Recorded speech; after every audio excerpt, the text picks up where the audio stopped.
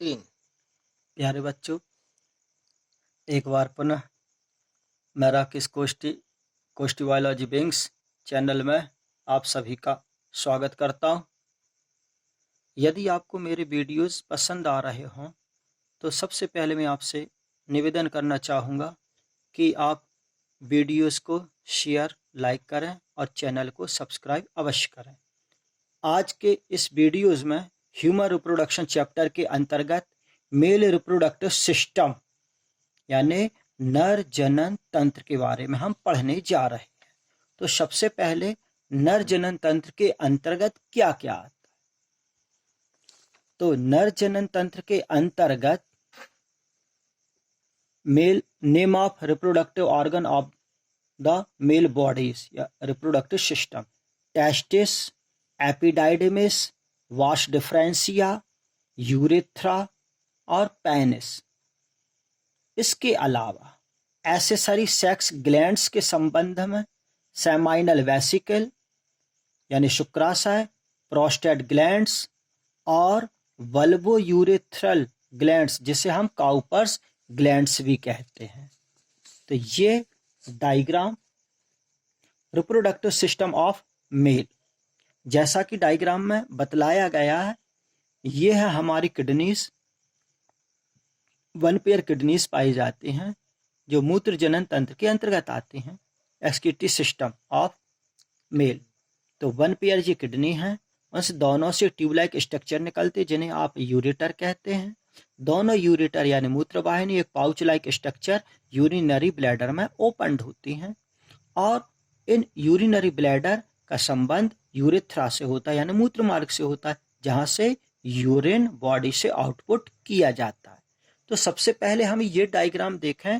ये देखिए आप कि हमारे जो रिप्रोडक्टिव सिस्टम है मेल की, उसकी ये एक खड़ी काट दर्शाई गई है।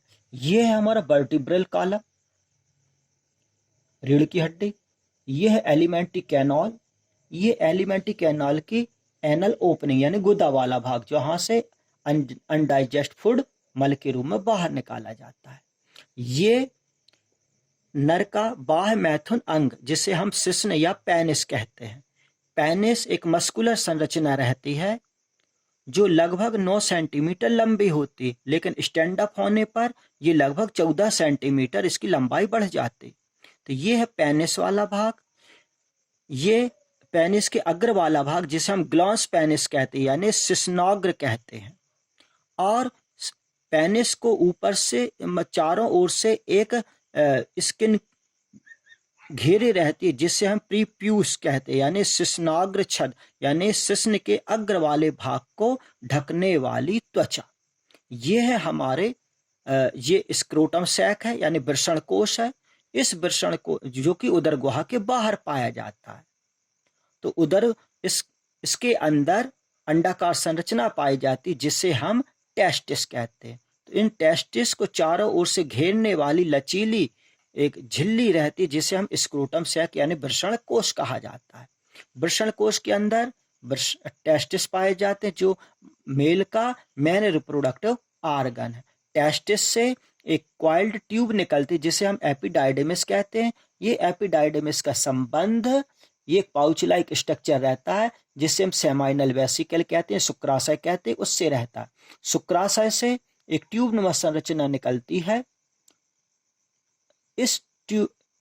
इसके पास में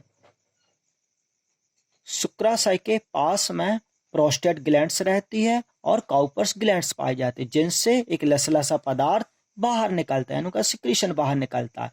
तो सामान्यतः क्या होता है, ये आप देखिए किडनी है, किडनी का संबंध यूरेटर से, यूरेटर का ये यूरिनरी ब्लैडर से, ये यूरेथ्रा है।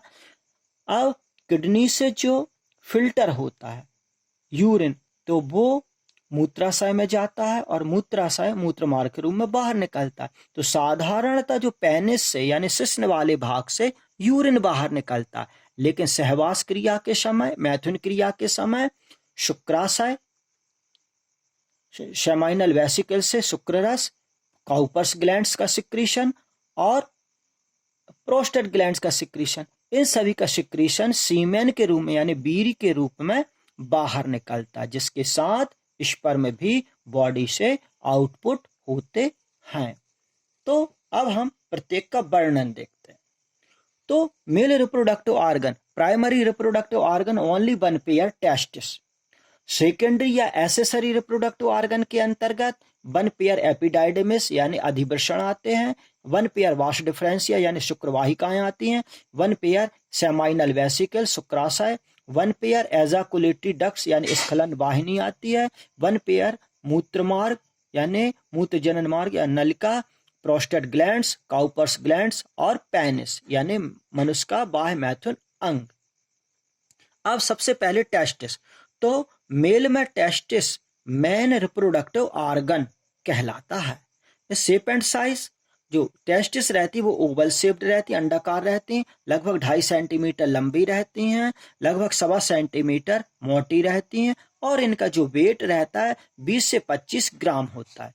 शिशु अवस्था में ये एब्डोमिनल कैविटी के अंदर पाई जाती, कहाँ, किडनी के पास में पाई जाती, लेकिन वयस्क अवस्था में ये उदर गुहा यानी एब्डोमिनल कैविटी के बाहर दोनों जांघों के मध्य पेनिस के आधार पर यानी शिश्न के आधार पर पाई जाती हैं और स्क्रोटम सैक में स्थित होती हैं। अब स्क्रोटम जो सैक रहता है ये है स्क्रोटम सैक, जो कि उदर मनुष्य में उदर गुहा के बाहर पाया जाता है, लेकिन हाथी आदि में ये उदर गुहा के भीतर पाए जाते हैं। अब स्क्रोटम सैक जो रहता है वो थैलीनुमा एक त्वची संरचना रहती है जिसमें दोनों टेस्टिस बंद रहती हैं। तो प्रत्येक स्क्रोटम सैक यानी वृषण कोश शक्री नली यानी इंग्यूनल यानी वंशरण नाल यानी कैनाल के द्वारा उदर गुहा से जुड़ी रहती है। टेस्टिस का पश्च भाग इलास्टिक फाइबर्स समूह द्वारा अटैच स्क्रोटम सैक से अटैच रहता है। तो टेस्टिस का जो मेन फंक्शन रहता है वह फीमेल गैमीट्स यानी स्पर्म को फॉर्मेट करना। अब हम देखें एसेसरी ऑर्गन्स के अंतर्गत। तो एसेसरी ऑर्गन्स के अंतर्गत एपिडाइडमिस, एपिडाइडमिस ये लंबी पतली और क्वाइल्ड ट्यूब लाइक स्ट्रक्चर रहता है। इसकी लंबाई लगभग 6 मीटर रहती है, जो टेस्टिस के अगले पिछले बाहरी किनारे के संपर्क में रहती है। इसकी भित्ति में संकुचन या सिकुड़न होती है जिससे स्पर्म को उचित दिशा में बढ़ने में मदद मिलती है। अब एपिडाइडमिस का कार्य है कि स्टोरेज ऑफ स्पर्म यानी शुक्राणुओं का संचय करना। इसके बाद है वाश डिफरेंसिया यानी वाश डिफरेंस शुक्रवाहिका। तो वन पेयर होती है, मस्कुलर संरचना होती है, थिन वॉल्ड होती है। इसकी लंबाई लगभग 30 से 40 सेंटीमीटर लंबी और पार्शियली क्वाइल्ड ट्यूब रहती है यानी आंशिक रूप से कुंडलित रहती है।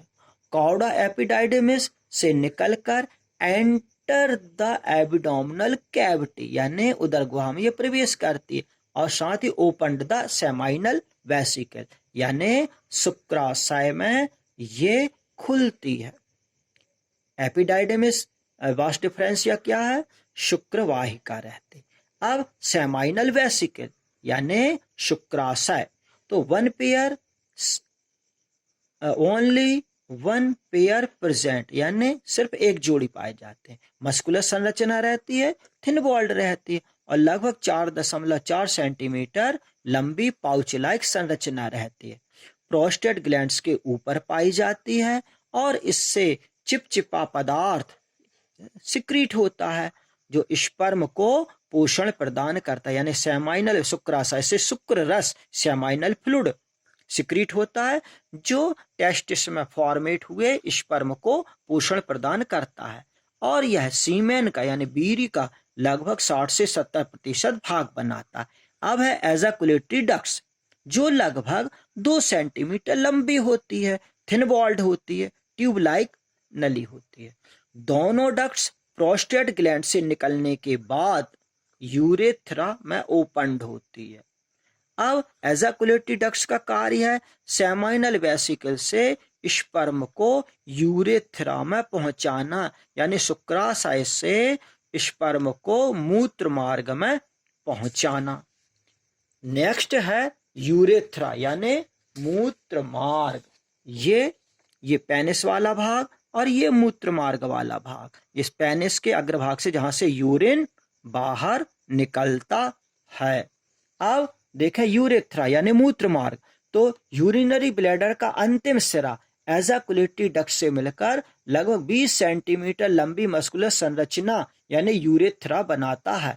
यह यूरेथ्रा, यह ट्यूब इन द पेनिस यानी पेनिस के अंदर पाई जाती और एक छिद्र के रूप में पेनिस के अग्रभाग के बाहर ओपन होती यानी खुलती है।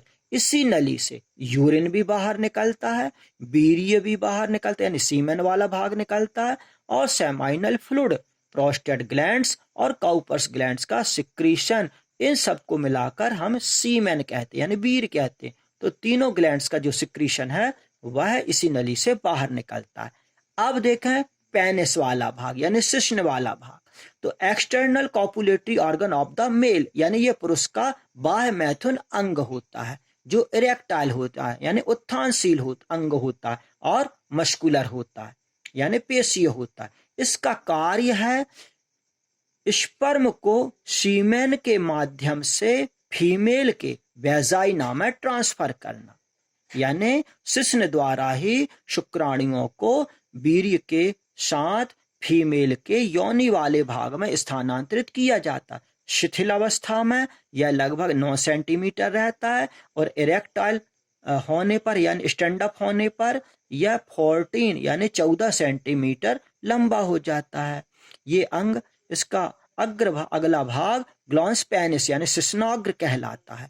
इस ग्लॉन्स पेनिस को घेरे इलास्टिक स्किन प्यूप्यूस होती है जिसे हम शिश्नाग्र छद कहते हैं, यानी जो शिश्न के अग्र वाले भाग को घेरने का कार्य करती है, उसे सुरक्षा प्रदान करती है। ग्लॉन्स पेनिस बहुत ही अति संवेदनशील अंग होता है जो उद्दीप्त होने पर प्रतिवर्ती क्रिया द्वारा मैथुन क्रिया की इच्छा उत्पन्न करता है। तो ग्लॉन्स पेनिस की जरा सा उत्तेजित होने पर प्रतिवर्ती क्रिया के माध्यम से मेल में मैथुन क्रिया शारीरिक संबंध स्थापित करने की इच्छा उत्पन्न होती है। अब है प्रोस्टेट ग्लैंड्स, ये बनपेयर होती है, सेमाइनल वेसिकल यानी शुक्राशय के ऊपर पाई जाती है, लेटरल साइड में प्रेजेंट होती है और इससे मिल्की यानी लाइटली एसिडिक सिक्रीशन होता है यानी दूध, हल्का दूध या अम्लीय पदार्थ स्रावित होता है। और प्रोस्टेट ग्लैंड्स का कार्य है स्पर्म को एक्टिवेट करना यानी स्पर्म को सक्रिय बनाना। इसके बाद है काउपर्स ग्लैंड्स। काउपर्स ग्लैंड्स जिसे बल्बो यूरिथ्रल ग्लैंड्स भी कहा जाता है, ये बनपेयर होती है, प्रोस्टेट ग्लैंड्स के पीछे पाई जाती है और इसका कार्य है मैथुन के समय मूत्र मार्ग को क्षारीय और चिकना बनाना। इस तरह से आगे हम देखें कि functions of various reproductive organ of male यानी विभिन्न नर जननांगों के कार्य। तो टेस्टिस का मेन फंक्शन हुआ स्पर्म को फॉर्मेट करना और and secretion of sex hormones और सेक्स हार्मोन्स को का सिक्रीशन करना। शुक्रवाहिकाओं का कार्य है सेमिनिफेरस ट्यूब्यूल्स स्पर्म्स को ले जाने का कार्य करते हैं। अब इसके बाद है एपिडाइडमिस। तो एपिडाइडमिस में स्पर्म का संचय होता है और मैच्योरेशन भी होता है। सेमाइनल वेसिकल यानी शुक्राशय, शुक्राशय से सिक्रीटेड सब्सटेंस द्वारा यानी स्रावित पदार्थ द्वारा स्पर्म को पोषण यानी न्यूट्रिशन प्रदान होता है। अब एक्सेसरी ग्लैंड्स यानी सहायक ग्रंथियां हेल्प्स इन फॉर्मेशन ऑफ सीमेन, यानी जो एक्सेसरी ग्लैंड्स हैं चाहे वो प्रोस्टेट ग्लैंड्स हो या काउपर्स ग्लैंड्स हो, उनसे जो सिक्रीशन निकलता है वह सीमेन को फॉर्मेट करने का कार्य करता है। अब लास्ट है पेनिस यानी शिश्न, फीमेल के वेजाइनल मार्ग में ट्रांसफर्ड द स्पर्म यानी फीमेल के वेजाइनल मार्ग में स्पर्म को स्थानांतरित करना। आज के इस वीडियो में इतना ही। Thank you.